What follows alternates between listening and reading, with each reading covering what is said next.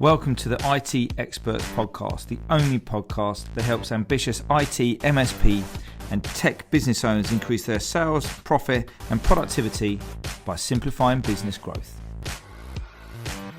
Good morning, good afternoon, good evening, wherever you are. Welcome to the IT Experts Podcast. And today I've got a really special guest for you. I've got Helga Davies. Now, Helga is an influence and impact leadership coach, and she's going to share with us today something that I know a little bit about, but not a great deal, which is all about personal brand in leaderships. So welcome to the show, Helga. Oh, pleasure to be here. Thank you.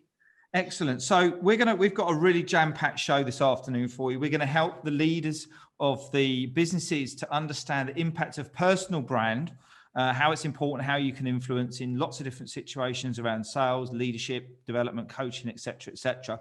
But before we do you want to just explain a little bit about who you are, what you do, and who you help? Okay, so I'm a leadership coach that specializes in the field of influence and impact. So in essence, what that means is I help leaders, business owners, people who are pitching to be more successful in doing what they do through strengthening their influencing and impact skills. I work across industries. I work in the IT, pharma, digital, retail, telecoms sectors, because it's my belief that it's only through influence that we lead. And if you don't have influence, then you can't lead. So quite fortunately, every industry that I work in has this need to influence and to lead. So it keeps me very busy. Yeah, and thanks very much. Even though I believe you've been fairly static for the last few months, I know you're normally flying around the world, aren't you? So I am indeed. Unfortunately or fortunately, you've been spending a bit more time at home. But okay, let's talk about personal brand in leadership then. All right. So your personal brand, in essence, is what is your badge. It's what people will attach to you when your name comes up, when they see you, when they have any interaction with you. And whether you know your brand or not, they will attach a branding to you. And that's why it's useful to be aware of it if you are looking to influence, because you can either leave it to chance or you can control it through choice. So what is true of people is that they will attach a branding to anyone that they are working with. And the more senior you are, the more important that becomes. Okay, so let's just touch on one point there. So we're talking about branding. Most people that we've spoken to before, in the IT and the tech space, will only really know the importance of company branding. So like your logo and your brochures and your flyer and your website and all of that kind of good stuff. We're going to come on to in a minute why it's important to have a brand as a business leader. In your expertise, how are these two different types of brands differentiated in the leadership space? So the corporate branding is what you see through the messaging that an organization sends out. So you'll see it on their website, you'll see it on their letterheads, you may see it on any of the workwear if it's branded. So in essence, it's the face of the business. When you show up in a room, you come in with your own distinct branding. And then what people are doing, whether it's subconsciously or consciously, is they will be associating what they have seen about your business at a corporate level with what you're bringing into the conversation, be it remotely or face-to-face, and looking to see if there's an alignment between the two. Okay. So one of the big challenges is that if they have this expectation of who they're buying as a result of seeing all the corporate imaging and the corporate messages, and then you come into the room and you offer something different, it's already starting to create a sense of disassociation as opposed to alignment with the people that are in the room. That then affects their ability to build trust, rapport, and kind of move on forwards. And I suppose an analogy that's just come to mind, just to put this into real terms, is I rock up with Mrs. L to John Lewis to go and get her Christmas present, which this year might be a set of nice saucepans. And you walk in and it's all nice and tidy and you've got the green branding. Now, if you think about, okay, I'm going to go and buy a really expensive telly, for example, and I go upstairs, but the guy upstairs is dressed, I'm going to make a big investment here. But the guy upstairs is dressed like a kid who's just come out of college with his trainers and his pumps on. that's a massive disassociation between I've come here for a premium brand to buy a premium product and to be served by premium people. And all of a sudden now, hang on a minute, this doesn't align. And then all of a sudden I get feeling uncomfortable. So this happens in business then, doesn't it? And this is kind of the essence of what we're talking about, isn't it? Because this is a new thing to me, in many ways, about understanding and learning how your brand as a leader can affect your ability to influence, which is great because that's what this show's all about. Okay. You know, and one of the words that often crops up when we connect people to impactful impressions is the ability for them to be congruent. And what that would mean then is that, you know, when they're speaking, the way that they're speaking aligns with the words that they're saying, aligns with the way that they're gesturing or using energy to convey the message. But likewise, if we connect a corporate brand with an individual, if there isn't congruency, then in essence we have separation. And at the point that people are starting to wonder, who have I now bought into? Because this is what the business said and this is what I'm getting in person. They will be using energy to try to answer that question as opposed to stay tuned into your message. So one of the things that's true about impactful leaders is that people will have thoughts about you before they have thoughts about your message. And if for any reason they perceive that you're not impactful, regardless of how good your message is, regardless how long you spent rehearsing and prepping a presentation or a pitch, they won't be able to absorb the message in as seamless a way as they would do if at the point that you walked in, they had really good thoughts about you even before you opened your mouth. One situation that I just thought of that's going to be that might be quite interesting is where you've got an MSP, an IT and MSP tech business, and they've got their branding on their website, they've got their messaging just right, everything's kind of on point. Obviously, the leader can't go out and do all the sales, so they bring in a salesperson or a lead generation company to accelerate that part of their business growth. But Larry, who drives a Porsche, not that I've got anything against Porsche drivers, doesn't align up with the messages around safe, secure network, making sure we've got reliability, you're not going to get hacked, and all those kind of good things. And this is sometimes an area where when you bring in people to your organization to help you, if they don't align with that message and the vision and the values and all of that good stuff, that you get that, as you say, the kind of the delta between what they're doing and the effectiveness of their working. Because I hear loads of horror stories about sales and lead gen. Is that kind of one of the things that goes on? Is that quite a good explanation of sometimes where you've got that difference of it not aligning? Oh, absolutely. And if we strip away what the person's actually there to do, what we're exploring and identifying when we connect a brand is what are the value sets that this person is promoting, regardless of whether they're attached to the micro part of the IT processing or selling in a much bigger transformational project. So if you as an organization are known for being safe deliverers of robust technology that's sustainable, then the chances are the people that turn up may also need to offer a sense of stability, and we're a safe pair of hands and doing things reliably in a steadfast way, regardless of what the particular challenges are at any moment in time. You know, so one of the reasons why I got into this work around influence and impact in the first place was I remember going on a program where I was particularly interested in how to motivate leaders more effectively. Right. And at the end of the session, I remember feeling really bored and downcast. And the thing that struck me was how incongruous it was that I was there to learn about more effective motivational techniques. And in fact, I left feeling bored and uninspired. So that was one of the reasons why I felt it was really important to start to get this message out to leaders, that we need to take very carefully what it is we are creating in the room through how we are behaving, talking, conveying our messages, and to ensure that when we bubble that down, it aligns with what we're saying we're all about as a business.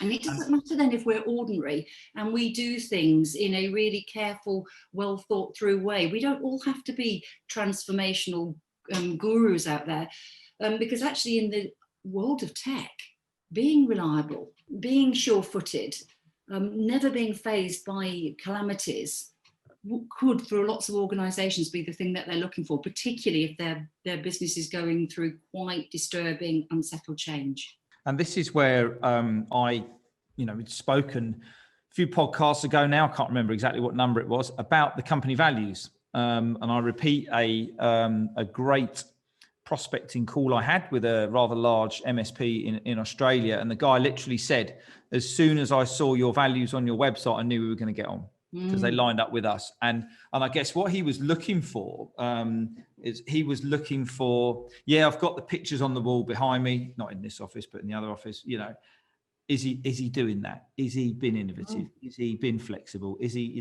been a bit straightforward? Absolutely. And I think this is a really interesting point. So we've got another podcast on values. Go back and listen to that. I'll put a link in the show notes. But what you just said there was a real true, you come onto this podcast, you want to influence people with your personal brand because you want to be known as a serious business in the tech industry. But if you can't go back and identify, work, measure your company values, then that's kind of stop listening now, work out what the timer is now, and then come back after that point, because that's kind of almost number one, isn't it? That we've got to get the values right before we can move forwards. And one of the biggest mistakes that organizations make is they spend a lot of time wordsmithing their value set. And sometimes you can go into an organization and you can say to people, what are the key values here? And they'll say, oh, hold on a moment, let me just get them. And they'll get them out of a drawer, but the chances are they can't recall them. So one of the best ways of testing the extent to which your values are live and active in your people and in your organization is just to notice the culture. How are people behaving 100%. On a day-to-day basis? Yep. And if you were highlighting the values that were uppermost in the interactions that you were observing, would they be the ones that are on the pieces of paper that ultimately may have made it to the website? And if they're not, then something needs to change. Either the values need to change, or we need to own the strengths that we have that somehow reflect a different set of values to those that we're espousing.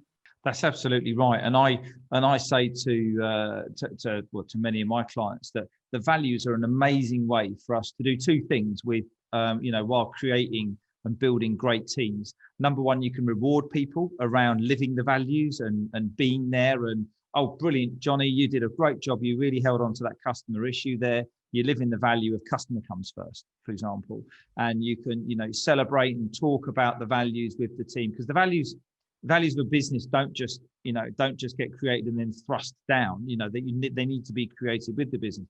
But the really powerful thing about having the values is when someone does something, I say deliberately wrong, but maybe it doesn't align with the values. So if someone's always late, or they're a bit sloppy, or they're a bit, they don't look the part or something like that, you can pull them inside. You can pull them, to one side and say, look, Steve, I've noticed that X, Y, and Z's going wrong. This doesn't align with our values right now. And because you're saying it doesn't align with our values as a business, you take all the I's and the we's and the finger pointing and all of that stuff out of it, all of the, you kind of diffuse it all, and you make it much more kind of flatlined as it would be. And it's actually even more powerful to having those difficult conversations. And I do know some organizations that regularly have updates in terms of feedback reviews on the extent to which an individual is leading and operating with the values that the business knows it wants to be known for. And what's great about, and I won't name them because I'd like to maintain some client confidentiality in this instance, but in some of the companies, they have this ability to talk about, in the spirit of our corporate values, can I just bring your attention to? But it doesn't feel like it's a big reprimand. It feels like it's just an opportunity to nudge people with more awareness towards something that has even closer alignment. Okay. No, that's really interesting. So self-awareness is a massive thing, right now, and it should always have been, but there's certain people that are bringing it to the forefront to be aware of ourselves, our actions, how we're behaving, how we're coming across, and also other people in our organization. I think it's a whole nother podcast on that one, actually. But so when you're self-aware as a leader, and you're kind of in that space, what are some of the things that they need to consider, remember, be deliberate about with their personal branding, kind of either when they walk in the office or when they walk into a pitch, or, you know, just generally in business? What's some of the key things that people kind of need to have at the forefront of their mind? So I would say, first of all, spend some time to really anchor what your brand is, because a good brand serves three purposes. First of all, it has to be authentic to you. So we're not all the same. We have different motivational preferences. We have a different bias, sometimes towards the bigger picture, sometimes towards more precise data, sometimes towards people, or a combination of all those three. So having a brand that authentically aligns with what you perceive to be important in your strengths is key. But it's also important that your brand reflects not only well on you, but the organization that you're serving. And we've talked about that in just a few moments ago. But the third thing is that the brand, if it's going to travel to different organizations and different companies that you're looking ultimately to service in terms of a client-customer relationship, it needs to offer real value for them. Identifying your brand is more than just saying, okay, what am I like? Yeah. And what do people get when I show up? Ideally, it has that ability to have a sweet spot between those three different perspectives. What works for you, what works for your business, and what will work for your client organization. And at the point that you know your brand then, and my connection with brand requires people to be really clear about their brand using three key descriptors. So it might be that your brand, if you're quite high up in an organization, is that you know you're really innovative. You might recognize you have really great skills to be commercially astute, and perhaps you're very pragmatic. So let's imagine that that's your unique brand: innovative, commercially astute, and pragmatic. When you know that about yourself, it can guide how you prepare, how you step into conversations, and ultimately how you review your effectiveness in the conversations that you've had. So if you want to come over as innovative, you can't sit in a meeting and offer nothing groundbreaking for that client.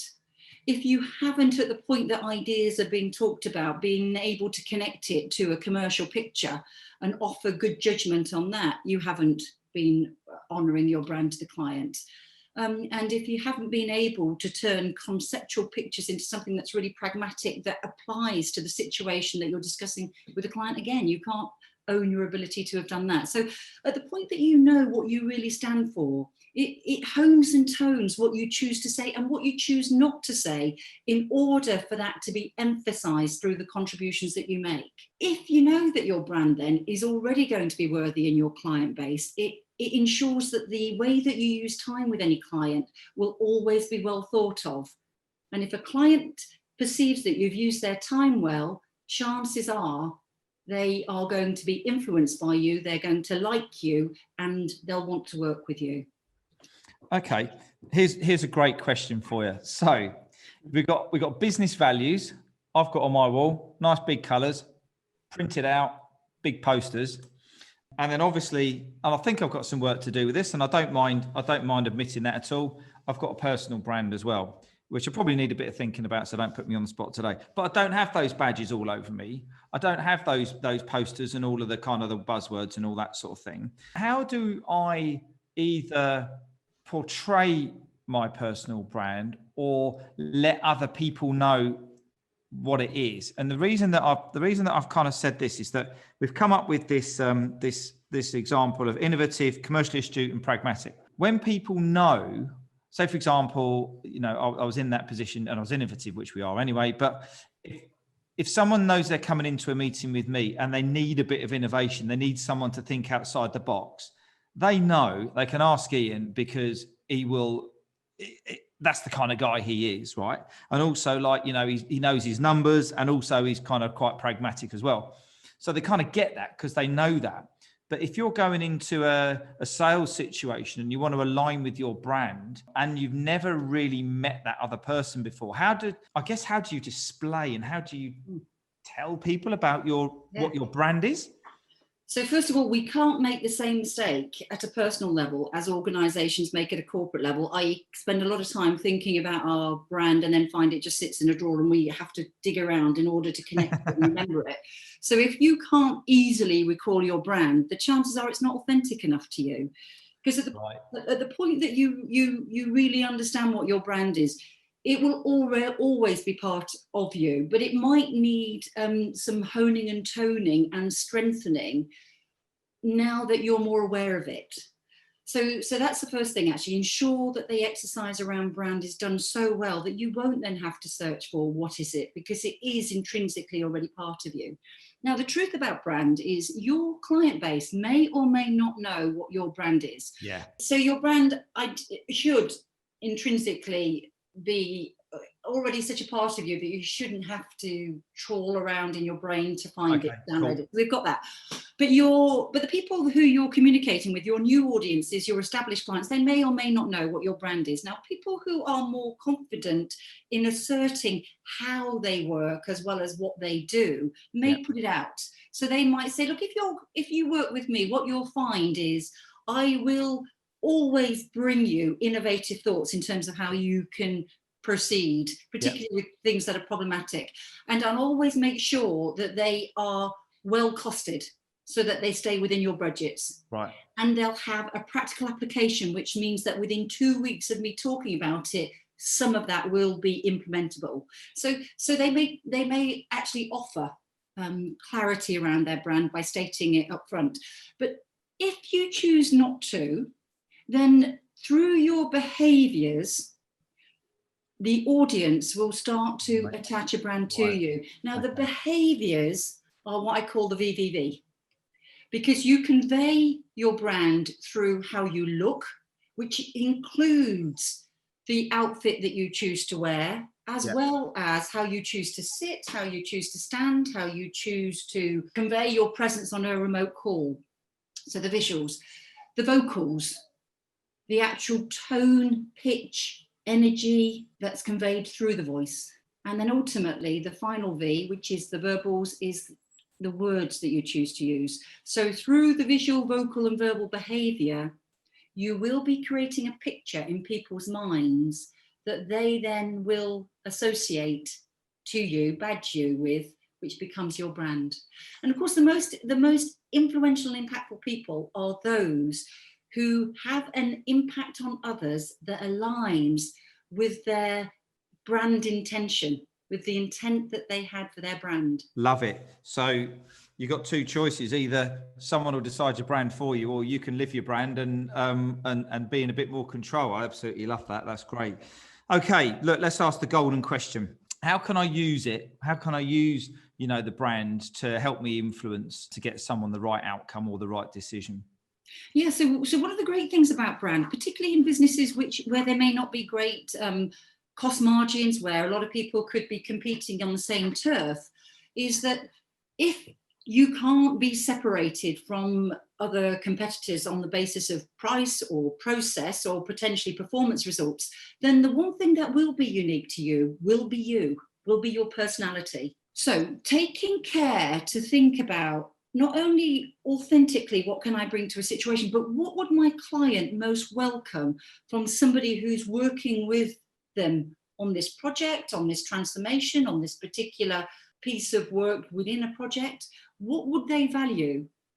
And bringing that value to them through the way that you interact with them, through the way that you convey your influence on them, will mean that they will have a rapport and a resonance with you that could give you the edge, the differentiator edge over those who are not really exploring that as a dimension. I love this subject. So Helga, thanks ever so much this afternoon for your time. I've learned quite a bit myself, which is good. It's one of these episodes where I'm actually going to go back and listen to it again, because I think there's more golden nuggets on the other side of the camera and the microphone than I thought there was.